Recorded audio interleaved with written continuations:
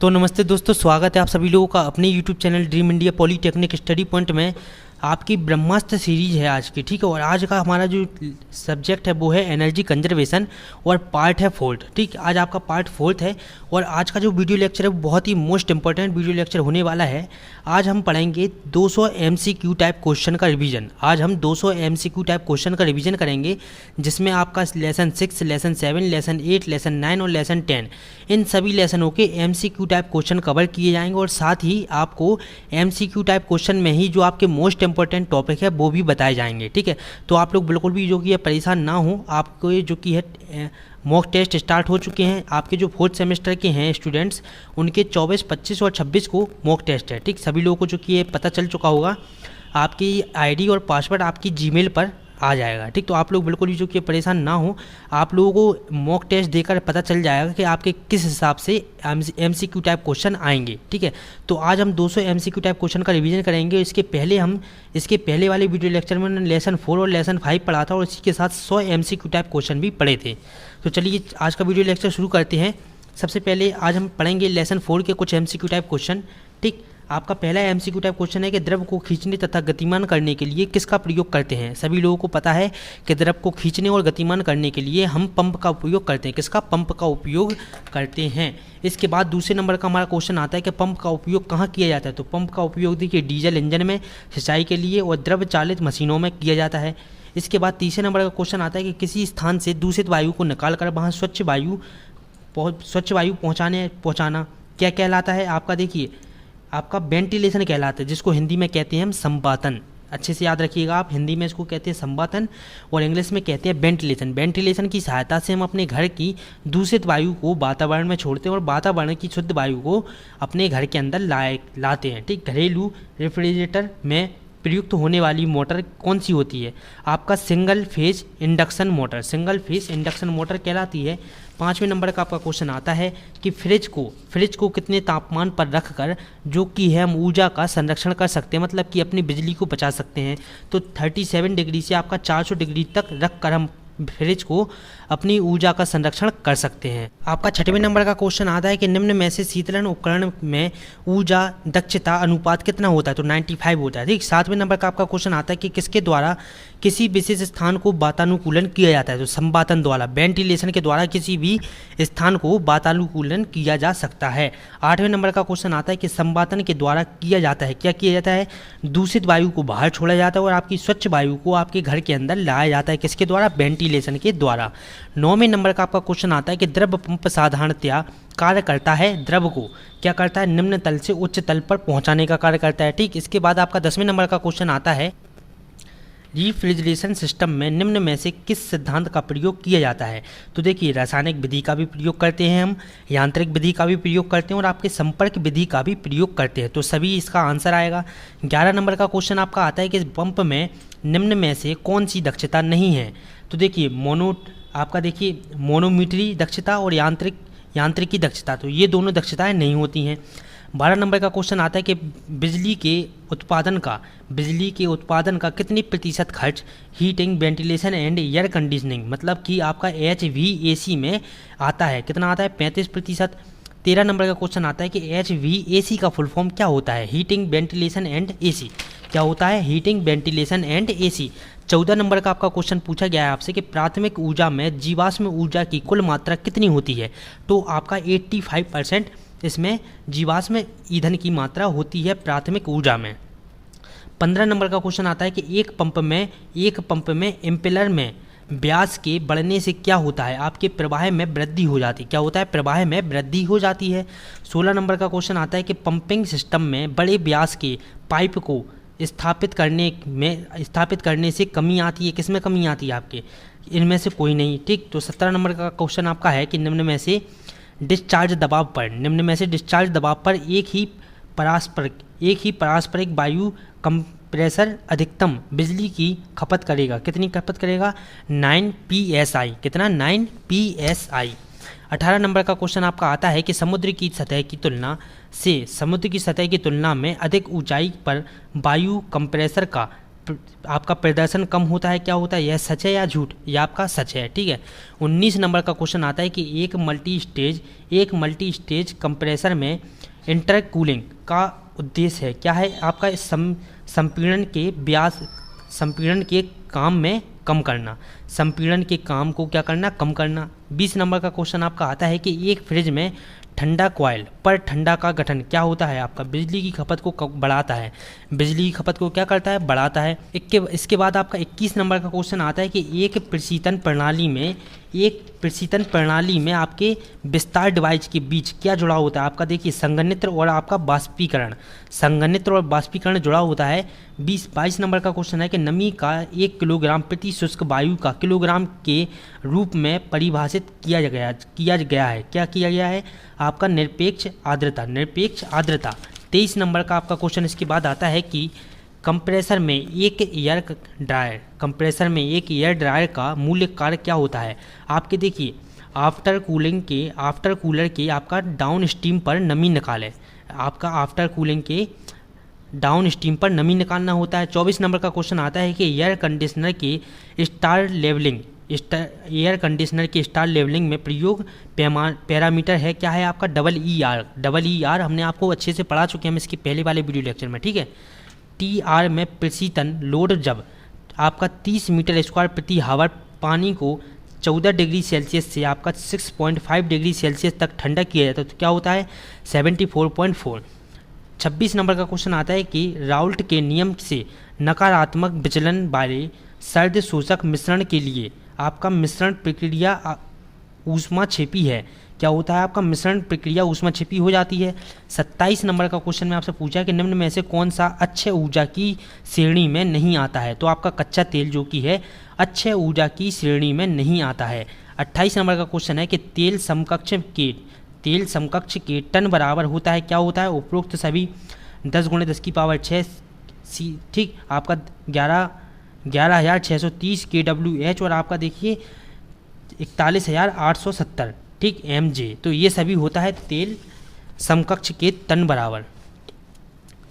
इसके बाद आपका 29 नंबर का क्वेश्चन आता है कि निम्न में से किस ईंधन को GCV तथा NCV के बीच का अंतर अधिकतम है, आपके प्राकृतिक गैस के। 30 नंबर का क्वेश्चन है कि 1 किलो लकड़ी में 15% नमी और 7% हाइड्रोजन होता है। 1 किलो लकड़ी के पूर्ण दहन होने के बाद आपकी कितनी वाष्प उत्पन्न या मतलब स्टीम उत्पन्न होती है, तो आपकी 0.78 किलोग्राम ठीक आपकी स्टीम उत्पन्न होती है। इसके बाद देखिए 31 नंबर के क्वेश्चन में आपसे पूछा है कि ऊर्जा स्रोत जो अटूट है उन्हें कहा जाता है, क्या कहा जाता है, अक्षय ऊर्जा। अक्षय ऊर्जा आपकी क्या है, अनलिमिटेड है, आपकी सबसे ज़्यादा अक्षय ऊर्जा जो कि है पाई जाती है। 32 नंबर का क्वेश्चन है कि 32 नंबर का क्वेश्चन क्या है, अप्राय ऊर्जा स्रोत के नाम में जाना जाता है, क्या जाना जाता है, अक्षय ऊर्जा। अक्षय ऊर्जा को ही हम कहते हैं नवीनीकरणीय ऊर्जा स्रोत और अक्षय ऊर्जा स्रोत जो कि है दोनों एक ही चीज़ होती हैं। 33 नंबर का क्वेश्चन है कि निम्न विश्व गैस के भंडार के आखिरी समय तक रहने का अनुमान कितना है। देखिए विश्व गैस के भंडार के आखिरी समय तक रहने का अनुमान कितना है, आपका 65 वर्ष। 34 नंबर का क्वेश्चन है कि ईंधन के दहन से निम्न घटकों के निकलने से अम्लीय वर्षा होती है, तो आपका देखिए SOX और आपका NOx। 35 नंबर का क्वेश्चन आता है कि भारत की बिजली के लिए वर्तमान प्रतिशत की मांग में कमी कितनी है, आपकी 14% कमी है। 36 नंबर का क्वेश्चन आपका आता है कि भारत की ऊर्जा की तीव्रता विश्व औसत का कितने गुना है, आपका 1.5 गुना है, आपका 1.5 गुना ठीक। 37 नंबर के क्वेश्चन में आपसे पूछा है कि जीडीपी की प्रति यूनिट ऊर्जा की खपत को निम्न कहा जाता है, ऊर्जा की तीव्रता कहा जाता है। आपकी जीडीपी की प्रति यूनिट ऊर्जा की खपत को हम क्या कहते हैं, ऊर्जा की तीव्रता कहते हैं। 39 नंबर का क्वेश्चन है कि भारत की प्रति व्यक्ति खपत विश्व औसत का कितने प्रतिशत है, 20% है। 40 नंबर का क्वेश्चन है कि भारतीय वितरण प्रणाली के लिए कौन सा वोल्टेज उपलब्ध नहीं है, आपका 280 वोल्ट का वोल्टेज आपका जो कि है उपलब्ध नहीं है। इसके बाद 41 नंबर के क्वेश्चन में आपसे कहा है कि ट्रांसमिशन और ट्रांसमिशन और डिस्ट्रीब्यूशन लाइन में बिजली की हानि किस पर निर्भर करती है? आपके सभी पर। देखिए, लोड का प्रतिरोध पर, लोड के करंट पर, और लोड आपकी लाइन की किस पर? लाइन की लंबाई पर, लाइन के करंट पर, और लाइन के प्रतिरोध पर। 42 नंबर का क्वेश्चन है कि पावर फैक्टर डैश और आवासीय शक्ति का अनुपात है, क्या है? सक्रिय शक्ति। सक्रिय शक्ति। 43 नंबर का क्वेश्चन है कि आपूर्ति वोल्टेज में 10% की कमी मोटर के टार्क को डैश बदलते हैं कितने? 19% में। इसके बाद 44 नंबर का क्वेश्चन आपका आता है कि निम्न में से कौन सा ऊर्जा दक्ष मोटर्स अनुप्रयोग के लिए अनुकूल है? तो आपका इसका क्या होगा आंसर? पंच प्रेस इसका आंसर होगा। 45 नंबर के क्वेश्चन में कहा है कि एसी मोटर की गति आपका डैश पर निर्भर करती है, तो किस पर? ए और बी दोनों, आपकी फ्रिक्वेंसी पर और पोल की संख्या पर। ठीक है। इसके बाद 46 नंबर के क्वेश्चन में आपसे कहा है कि निम्न में से कौन सी मोटर सबसे अधिक दक्ष है? निम्न में से कौन सी मोटर सबसे अधिक दक्ष है? तो आपका TEFC मोटर आपकी सबसे अधिक दक्ष है। 47 नंबर के क्वेश्चन में आपसे कहा है कि 6 पोल वाली मोटर की समकालिक गति 50 हर्ट्ज आवृत्ति पर परिचालन डैश है, कितना है? 1000। कितना? 1000। 48 नंबर का क्वेश्चन आपसे पूछा है कि ऊर्जा तीव्रता का अनुपात है, क्या है? ऊर्जा तीव्रता का अनुपात आपका होता है ईंधन की खपत प्रति आपका ईंधन की खपत और आपका GDP। आपका क्या? ईंधन की खपत और GDP। इसके बाद 49 नंबर के क्वेश्चन में आपसे पूछा है कि PAT के तहत एक ऊर्जा बचत प्रमाण पत्र बराबर है। एक ऊर्जा बचत प्रमाण पत्र बराबर क्या होता है आपका? 1 टन तेल बराबर। क्या होता है? 1 टन तेल बराबर। इसके बाद निम्न में से PAT के अंतर्गत नहीं आता है वाणिज्यिक भवन आपके PAT के अंतर्गत नहीं आते हैं। किसके? PAT के अंतर्गत। इसके बाद 51 नंबर की अगर हम बात करें, ठीक, यहाँ से आपके 5वें लेसन के MCQ टाइप क्वेश्चन स्टार्ट हो जाते हैं कि ल्यूमेंट प्रति वर्ग मीटर का क्या कहा जाता है? ल्यूमेंट प्रति वर्ग मीटर को हम क्या कहते हैं? दोनों, लक्स और मीटर कैंडल दोनों कहते हैं। आपका लक्स और मीटर कैंडल बराबर आपका होता है ल्यूमेंट प्रति वर्ग मीटर स्क्वायर, LM प्रति M स्क्वायर। ठीक। दूसरा आपका आता है कि ल्यूमेंट सेकंड की प्रकाश ऊर्जा को क्या कहते हैं? ल्यूमेंट सेकंड की प्रकाश ऊर्जा को हम क्या कहते हैं? ल्यूमेंट ही कहते हैं। इसके बाद तीसरे नंबर का आपका क्वेश्चन आता है कि कोई भी लाइट स्रोत कितनी दिखने वाली प्रकाश उत्पन्न करता है, उसे हम क्या कहते हैं? एफिकेसी कहते हैं। एफिकेसी बराबर आपका होता है ज्योति फ्लक्स प्रति आपका ज्योति फ्लक्स बटे आपका शक्ति। 40 आपका देखिए चौथे नंबर का क्वेश्चन आता है कि विद्युत ऊर्जा को निम्न में से किसमें परिवर्तित किया जाता है? तो आपका ये सभी प्रकाश ऊर्जा में, ठीक, प्रकाश आपका विद्युत चुंबकीय ऊर्जा में और विद्युत रसायन ऊर्जा में, विद्युत ऊर्जा को इन सभी में कन्वर्ट कर सकते हैं। 5वें नंबर का क्वेश्चन आपका आता है कि सोडियम वेपर लैंप का प्रयोग हम कहाँ पर करते हैं? सड़कों व समुद्री तटों पर। ठीक, समुद्री तटों पर और आपकी सड़कों पर सोडियम वेपर लैंप का प्रयोग करते हैं। 40 वाट की आपके फ्लोरोसेंट ट्यूब कितनी लंबी होती है? 40 वाट की फ्लोरोसेंट ट्यूब आपकी 120 सेंटीमीटर लंबी होती है। 7वें नंबर के क्वेश्चन में आपसे पूछा है कि हैलोजन लैंप में कौन कौन सी गैस भरी होती है? तो हैलोजन लैंप में आपकी नाइट्रोजन गैस और आपकी नियोन गैस, ये दोनों भरी होती हैं। इसके बाद आपका 8वें नंबर का क्वेश्चन आता है कि एलईडी लैंप में एक शक्ति कारक है। एलईडी लैंप में एक शक्ति कारक क्या है आपका? आपके लैगिंग। ठीक, लैगिंग है आपका एक शक्ति कारक। इसके बाद 9वें नंबर का क्वेश्चन आता है कि सोडियम वेपर लैंप की औसत जीवन काल कितना होता है? आपका 6000 घंटे का होता है। किसी दीप्त वस्तु द्वारा प्रति सेकंड छोड़ी गई प्रकाश ऊर्जा क्या कहलाती है? आपकी ल्यूमेंट फ्लक्स कहलाती है। 11 नंबर का आपका क्वेश्चन आता है कि हेलोजन लैंप में फिलामेंट कौन सा लगा होता है? आपका देखिए टंगस्टन का फिलामेंट आपका लगा होता है हेलोजन लैंप में। Sodium vapour lamp. इसके बाद 12 नंबर का क्वेश्चन है कि सोडियम वेपर लैंप की ट्यूब में कौन कौन सी गैस भरी होती है? तो सोडियम वेपर लैंप की आपकी ट्यूब में सोडियम पाउडर और प्लस आपका नियोन गैस, ये दोनों जो कि है भरी हुई होती हैं। 13 नंबर का क्वेश्चन आपका आता है कि ल्यूमेंट इकाई है। ल्यूमेंट इकाई क्या है? आपका फ्लक्स की। ल्यूमेंट इकाई क्या है? फ्लक्स की इकाई है आपका ल्यूमेंट। किसी प्रकाश साधन के धरातल के समकोण पर उत्सर्जित होने वाले फ्लक्स को क्या कहते हैं हम? ज्योतिर्मयता। ठीक, ज्योतिर्मयता। ठीक, इसके बाद आपका 15 नंबर का क्वेश्चन आता है कि प्रकाश ऊर्जा की दर को क्या कहते हैं हम? प्रकाश शक्ति कहते हैं। विभिन्न प्रकार के बल्बों में एक प्रकार का बल्ब वह है जिसे बदलते समय भी नंगे हाथों से छूना नहीं चाहिए। उस लैंप का नाम क्या है आपका? Sodium vapour lamp. इसको देखिए, अगर आपका ये बंद भी है तो भी आपको इसको नंगे हाथों नहीं छूना चाहिए। 17 नंबर का क्वेश्चन आपका आता है कि फ्लड लाइट में कौन सा लैंप प्रयोग करते हैं? तो हैलोजन लैंप हम प्रयोग करते हैं फ्लड लाइट में, ठीक है। इसके बाद आता है आप 18 नंबर का क्वेश्चन कि सोडियम वेपर लैंप कितने प्रकार के होते हैं? 2 प्रकार के होते हैं। एक होता है निम्न दाब सोडियम वेपर लैंप, एक होता है आपका उच्च दाब sodium vapour lamp. Sodium vapour lamp voltage पर बनाए जाते हैं। किस वोल्टेज पर बनाए जाते हैं? आपके सभी पर, 45 पर, आपका 60, ठीक, आपके 140 वाट, इन सभी पर आपके सोडियम वेपर लैंप बनाए जाते हैं। CFL का फुल फॉर्म क्या होता है? आपका CFL का फुल फॉर्म होता है आपके compact fluorescent lamp. Compact fluorescent lamp आपके CFL का फुल फॉर्म होता है। और CFL के अगर हम औसतन जीवन की बात करें तो आपका होता है 6000 से आपका 15,000 घंटे, 6000 से 15,000 घंटे का होता है। LED का फुल फॉर्म क्या होगा? Lighting emitting diode. Lighting emitting diode, ये सभी लोग आप लोग पिछले सेमेस्टर में पढ़ चुके हैं, ठीक। इन सभी के फुल फॉर्म। LED बल्ब की औसत आयु कितनी घंटे की होती है? आपके देखिए 35,000 से 50,000 घंटे की आपके LED की औसत आयु होती है। सबसे ज़्यादा औसत आयु किसकी होती है? LED की ही होती है। 24 नंबर का क्वेश्चन है कि DG सेट का फुल फॉर्म क्या है? Diesel engine generating set, diesel engine generator set.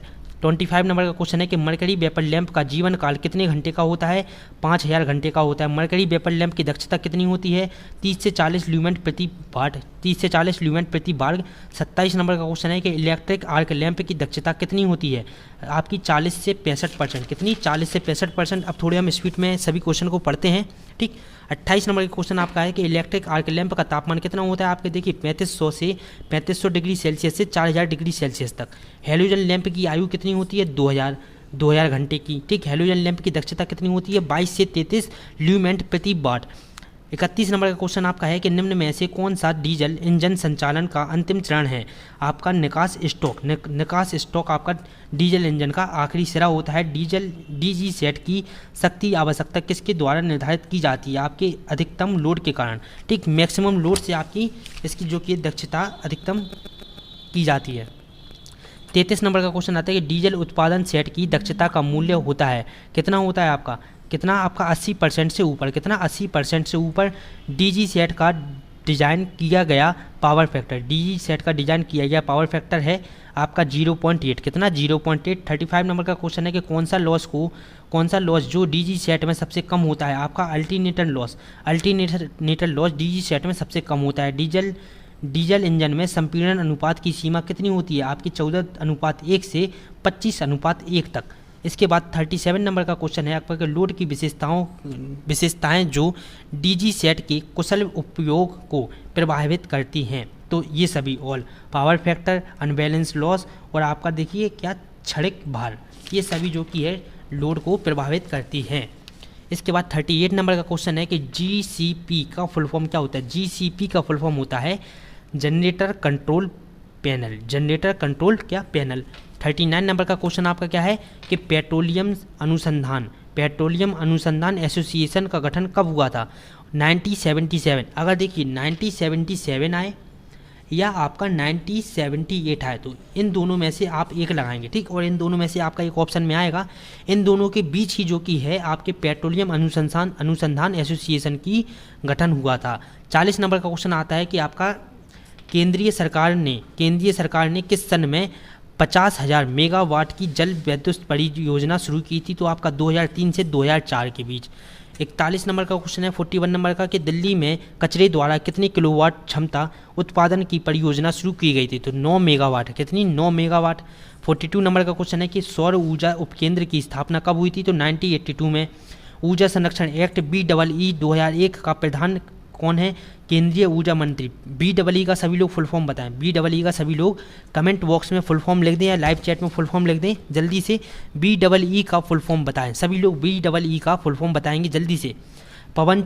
पवन चक्की द्वारा उत्पादन की जाती है, क्या की जाती है? यांत्रिक ऊर्जा का गैर परंपरागत स्रोत क्या है? Thermal power. निम्न में से गैर परंपरागत स्रोत क्या है? पवन ऊर्जा की अनुभूति होती है किनके कारण? ऊष्मा के रूप में, प्रकाश के रूप में, ध्वनि के रूप में। आपके प्राथमिक ऊर्जा में जीवाश्म ऊर्जा कितने प्रतिशत होती है? 85%। तांबे की अपेक्षा एल्यूमिनियम चालक की चालकता कितनी होती है? आपकी 60%। सौर ऊर्जा उपकेंद्र की स्थापना कब हुई थी? आपकी 1982 में। देखिए 100 क्वेश्चन जो कि हमारे कंप्लीट हो चुके हैं, 100 एमसीक्यू टाइप क्वेश्चन का रिवीजन आप कर चुके हैं। अब 100 एमसीक्यू टाइप क्वेश्चन आपके और बचे हैं। इसमें हम पढ़ेंगे लेसन 6 के एमसीक्यू टाइप क्वेश्चन। पहला आपका क्वेश्चन आता है कि निम्न में से ऊर्जा की इकाई कौन सी है। देखिए ये सभी जूल, ऊर्जा की इकाई हम किस किस से लिखते हैं, न्यूटन प्रति मीटर, जूल और वाट प्रति सेकंड से। वो आपकी ऊष्मीय ऊर्जा का मानक क्या है, ऊष्मीय ऊर्जा का मात्रक क्या है, आपका जूल है। शक्ति या पावर का मात्रक क्या होता है, दोनों, ठीक, वाट और किलोवाट दोनों होते हैं। एमटीओवी ऊर्जा की इकाई कितने जूल के बराबर होती है, आपका 4.186 गुणे 10 की पावर 16, कितना, आपका 4.186 गुणे 10 की पावर 16। 5वें नंबर का इसके बाद क्वेश्चन आएगा कि विद्युत ऊर्जा को व्यक्त किया जाता है किसके द्वारा किए थे, किलोवाट, ठीक, किलोवाट हावर, किलोवाट घंटा के द्वारा। आपका बॉयलर या भाप जनित्र की क्षमता कम से कम कितनी होनी चाहिए, तो 10 गैलन होनी चाहिए। 7वें नंबर का है कि कूलिंग टावर में ऊर्जा बचत करने के लिए कितने समय पर सॉफ्ट को ल्यूब्रिकेट करना चाहिए, तो कितने पर, एक, मतलब हर तीसरे महीने में जो कि हमें इसकी ऑयलिंग करनी चाहिए, अच्छे से इसका मेंटेनेंस भी रखना चाहिए। हर तीसरे महीने में किस कूलिंग टावर में एल्यूमिनियम ऊपरी सिरे पर लगा होता है, तो आपका देखिए फोर्स्ड ड्राफ्ट आपका कूलिंग टावर में कॉपर एल्यूमिनियम जो कि ऊपर सिरे की ओर लगा होता है। देखिए ओपन कूलिंग टावर नहीं रखता है क्या, प्राकृतिक ड्राफ्ट कूलिंग टावर। तापीय शक्ति संयंत्र की दक्षता बढ़ती है, तापीय शक्ति संयंत्र की दक्षता कब बढ़ती है, जब भाप का उच्च दाब क्या होता है, प्रयोग करने पर, भाप का उच्च दाब प्रयोग करने पर तापीय शक्ति संयंत्र की दक्षता जो कि ये बढ़ जाती है। 11 नंबर का क्वेश्चन है कि निम्न में से अणुओं की गति के कारण कार्य करने की क्षमता को क्या कहते हैं, हम आपका थर्मल एनर्जी कहते हैं। 12 नंबर का क्वेश्चन है कि एनर्जी आपका थर्मल इंजीनियरिंग आधारित है, किस पर है, थर्मोडायनेमिक लॉ पर। 13 नंबर का क्वेश्चन है कि ऊर्जा की कितनी यूनिट होती है, ऊर्जा की 2 यूनिट होती है, एक होती है आपकी मूल इकाई, दूसरी होती है स्रोत आधारित इकाई। 14 नंबर का क्वेश्चन है कि 1 BTU कितने जूल के बराबर होता है, तो 1 BTU बराबर आपके होता है 1055, आपका 1055 मतलब कि 1055 जूल के बराबर।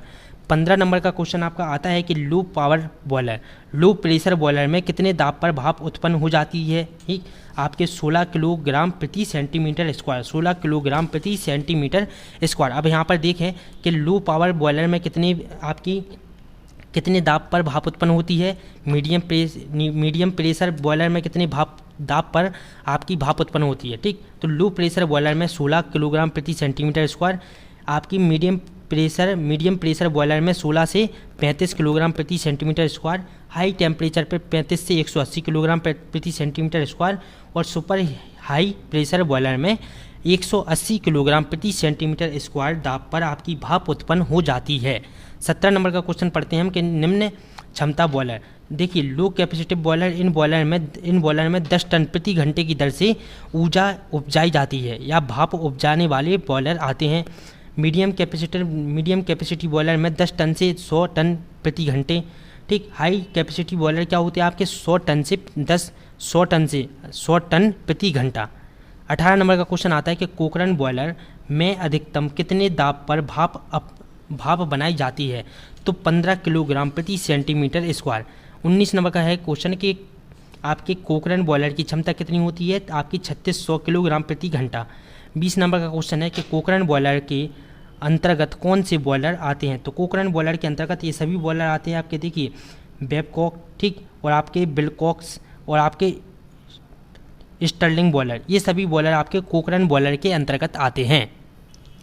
21 नंबर का क्वेश्चन आपका है कि स्टर्लिंग बॉयलर में भाप का उत्पादन कितना होता है आपका, इसमें होता है आपका 60 किलोग्राम प्रति सेंटीमीटर स्क्वायर, और इसका तापमान होता है 400 डिग्री सेल्सियस, कितना, 400 डिग्री सेल्सियस। स्टर्लिंग बॉयलर की वाष्प उत्पन्न करने की क्षमता कितनी होती है, 50,000 किलोग्राम प्रति घंटा, कितनी, 50,000 किलोग्राम प्रति घंटा। 23 नंबर का क्वेश्चन है कि लेमोंट बॉयलर में भाप उत्पन्न लेमोंट बॉयलर में कितने दाब पर भाप उत्पन्न हो जाती है, तो 120 किलोग्राम प्रति सेंटीमीटर स्क्वायर दाब पर आपकी भाप उत्पन्न होती है, और इसका तापमान होता है 500 डिग्री सेल्सियस, कितना, 500 डिग्री सेल्सियस। इसके बाद आपका 24 नंबर का क्वेश्चन आता है कि ले माउंट बॉयलर में कितने की दर से अति तप्त भाप उत्पन्न होती है, मतलब कि बहुत अधिक गर्म एक्स्ट्रा हीट आपकी कितने पर होती है, आपकी 45 से 50 मीट्रिक टन प्रति घंटे, 45 से 50 मीट्रिक टन प्रति घंटे। 25 नंबर का क्वेश्चन है कि आपके बेंसोन बॉयलर की वाष्प क्षमता कितनी होती है, तो आपकी बेंसोन बॉयलर की वाष्प क्षमता होती है 1,40,000 किलोग्राम प्रति घंटा, 1,40,000 किलोग्राम प्रति घंटा। और इसका जो तापमान होता है वो होता है 650 डिग्री सेल्सियस, कितना 650 डिग्री सेल्सियस। 26 नंबर का क्वेश्चन आता है कि बेंसोन बॉयलर में कितने भाप उपजाई जाती है, कितनी भाप उपजाई जाती है, तो 200, ठीक, 200 किलोग्राम प्रति सेंटीमीटर स्क्वायर की दर से, ठीक है। इसके बाद 27 नंबर का क्वेश्चन आपका आता है कि ताप शक्ति संयंत्र में कितने डिग्री सेल्सियस तक आपके अति तप्त भाप प्रयोग की जाती है, तो आपके देखिए आपकी 350 डिग्री सेल्सियस से 550 डिग्री सेल्सियस तक। MTOB का फुल फॉर्म क्या है आपके, देखिए metric ton of oil equipment, ठीक। इसके बाद 29 नंबर का क्वेश्चन है कि आप फायर ट्यूब बॉयलर कितने भाप उत्पन्न करता है, तो 24.5 बार आपका भाप उत्पन्न करता है आपका कौन सा फायर ट्यूब बॉयलर। 30 नंबर का क्वेश्चन है कि वाटर ट्यूब बॉयलर कितना आपका 165 बार, और आपका देखिए लैंसर बॉयलर आपका 15 बार जो कि है भाप उत्पन्न करता है। इसके बाद 31 नंबर का क्वेश्चन आपका आता है कि घरेलू रेफ्रिजरेटर में प्रयुक्त किए जाने वाले मोटर कौन से होते हैं, आपके सिंगल फेज इंडक्शन मोटर होते हैं। एलईडी लैंप में एक शक्ति कारक क्या होता है आपका, एलईडी लैंप में एक शक्ति कारक आपका होता है लैगिंग होता है। सोडियम वेपर लैंप की औसत जीवन काल कितना होता है, 6000। किसी पदार्थ का उपयोग निरंतर 10 बार वायरिंग के लिए किया जाता है, तो एल्यूमिनियम। इसके बाद 35 नंबर का क्वेश्चन है कि फ्यूज को सदैव किस वोल्टता साइज में प्रयोग किया जाता है, तो उच्च, ठीक, उच्च इसका आंसर होगा। 26 नंबर का आपका क्वेश्चन आता है कि 36 नंबर का क्वेश्चन आपका आता है कि सौर ऊर्जा उपकेंद्र की स्थापना कब हुई थी, सौर ऊर्जा उपकेंद्र की स्थापना हुई थी 1982 में। I2R लॉसेस कहलाते हैं आपके कॉपर लॉसेस। BEE का फुल फॉर्म क्या है, bureau of energy efficiency. BEE की स्टार रेटिंग कौन से उपकरण पर निर्भर करती है, इन सभी पर, कंप्यूटर, मोटर, पंखा, टीवी, हमने और भी आपको बताए थे। पावर फैक्टर को किससे, कॉस फाई से लिखते हैं हम। आभासी शक्ति बराबर क्या होता है, वास्तविक शक्ति, या वास्तविक शक्ति बटे आभासी शक्ति, तो पावर फैक्टर बराबर आपका होता है वास्तविक शक्ति बटे आभासी शक्ति।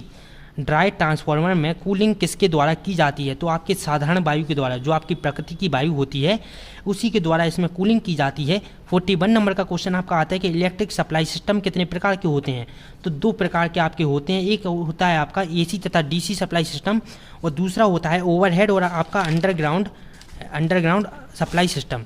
इसके बाद 42 नंबर का क्वेश्चन आपका आता है कि शुद्ध पेट्रोलियम किसके कैसी ऊर्जा है, शुद्ध पेट्रोलियम आपकी वाणिज्यिक ऊर्जा स्रोत है, कौन सी है, वाणिज्यिक ऊर्जा स्रोत। भारत में सबसे ज़्यादा ऊर्जा किससे बनाई जाती है, कोयले से बनाई जाती है। आपका नवीनीकरणीय ऊर्जा स्रोत कौन से हैं, ये सभी हैं आपके पवन ऊर्जा, वायु ऊर्जा आपके, और आपके सौर ऊर्जा। भारत में कोयले का भंडार कितने समय तक के लिए, 200 वर्ष के लिए है। 46 नंबर का क्वेश्चन है कि ऊर्जा संरक्षण संशोधन बिल लोकसभा में कब रखा गया, 8 मार्च 2010 को, कितना, 8 मार्च 2010 को। 47 नंबर का क्वेश्चन है कि BEE का प्रधान कार्यालय कहाँ पर है, दिल्ली में है। BEE का कार्यालय कहाँ है, दिल्ली में है। नियोन लैंप में कौन सी गैस भरी जाती है, दोनों आपकी नियोन और आपकी हीलियम, ये दोनों गैसों का मिश्रण भरा जाता है। 49 नंबर का क्वेश्चन है कि लिग्नाइट कोयले में कार्बन की मात्रा कितनी होती है, आपकी 28 से 30%। 40 वॉट की फ्लोरोसेंट ट्यूब कितनी लंबी होती है, आपकी 120 सेंटीमीटर लंबी होती है, 120 सेंटीमीटर लंबी होती है। अब देखिए आपके 7, 8, 9, 10 जितने भी आपके MCQ टाइप क्वेश्चन है इन सभी लेसनों में, उन सभी को कवर किया जाएगा, ठीक। आपके देखिए ECBC कब लागू किया गया है, ECBC कब लागू किया गया आपका, मई 2007 में, मई कितना 2007 में। मई 2017 तक कितने प्रदेशों में ECBC लागू कर दिया गया था, तो 9 प्रदेशों में लागू कर गया था। ECBC का आपका शुभारंभ किस मंत्री ने किया था, तो ऊर्जा मंत्री ने किया था इसका शुभारंभ। ECBC के सफल अनुपालन से वर्ष 2030 तक कितने इकाई की ऊर्जा बचत हो सकती है, तो आपके 300, कितने, 300। इसके बाद 5वें नंबर का क्वेश्चन आपका आता है कि ECBC में वाणिज्यिक भवन के लिए न्यूनतम ऊर्जा मानक कितना तय किया गया, तो आप 100 किलोवाट, ठीक, कितना, 100 किलोवाट। ECBC का फुल फॉर्म क्या होता है, energy conservation building code, energy conservation building code. निम्न में से किस प्रदेश में ECBC को लागू नहीं किया जाता है, किया गया, तो गुजरात में जो कि है लागू नहीं किया गया है। ऊर्जा संरक्षण भवन संहित में कौन सा घटक नहीं है? कौन सा घटक नहीं है? इनमें से कोई नहीं। आपका देखिए इनमें से कोई नहीं। इसके बाद आपका 9वें नंबर का क्वेश्चन आता है कि साधारण 100 वाट के बल्ब से के स्थान पर आपके कॉम्पैक्ट फ्लोरोसेंट लैंप आपका CFL का प्रयोग करके कितनी ऊर्जा बचा सकते हैं हम? आपका 75 से 80% ऊर्जा बचा सकते हैं। 10वें नंबर का क्वेश्चन आता है कि एक टीवी को स्टैंड वाइज मोड में रखने पर एक वर्ष में कितनी यूनिट बिजली खर्च होती है? आपकी 70% जो कि ये बिजली आपकी खर्च होती है। इसके बाद आपका अपशिष्ट ऊष्मा की प्राप्त का स्रोत क्या है? अपशिष्ट ऊष्मा की प्राप्त का स्रोत क्या है? कूड़ा कचरा। ठीक। इसके बाद 12 नंबर का क्वेश्चन है कि विद्युत ऊर्जा उत्पादन का सबसे सस्ता स्रोत क्या है? आपका कूड़ा कचरा है। कूड़े कचरे से जो आपकी विद्युत बनाई जाती है वो सबसे सरल और सस्ता है। 13 नंबर का आपका क्वेश्चन आता है कि सह उत्पादन के अंतर्गत कौन सी प्रणाली नहीं आती है? कौन सी नहीं आती है? ठीक, तो इनमें से कोई नहीं, ये सभी प्रणाली जो कि आती हैं। 14 नंबर का क्वेश्चन है कि गैस टरबाइन का व्यापक रूप में प्रयोग किया जाता है। हवाई जहाज़ों में गैस टरबाइन का ज़्यादा प्रयोग किया जाता है। 15 नंबर का क्वेश्चन है कि हीट रिकवरी यूनिट कितने प्रकार की होती है? तो 8 प्रकार की आपकी हीट रिकवरी यूनिट होती है। 16 नंबर का क्वेश्चन है कि कचरे के सीधे दहन से कौन सी गैस ज़्यादा उत्पन्न होती है? तो CO2 ज़्यादा उत्पन्न होती है। इसके बाद आपका 17 नंबर का क्वेश्चन आता है कि कचरे से ऊर्जा रूपांतरण प्रक्रिया में ज़्यादातर कचरे के सीधे दहन द्वारा कौन सी ऊर्जा प्राप्त होती है? तो दोनों, विद्युत ऊर्जा और आपका ऊष्मा ऊर्जा। ठीक। 18 नंबर का क्वेश्चन है कि कचरे के सीधे दहन से उत्पन्न गैस कौन सी होती है? CO2 गैस से खतरा पैदा होता है। कौन सा?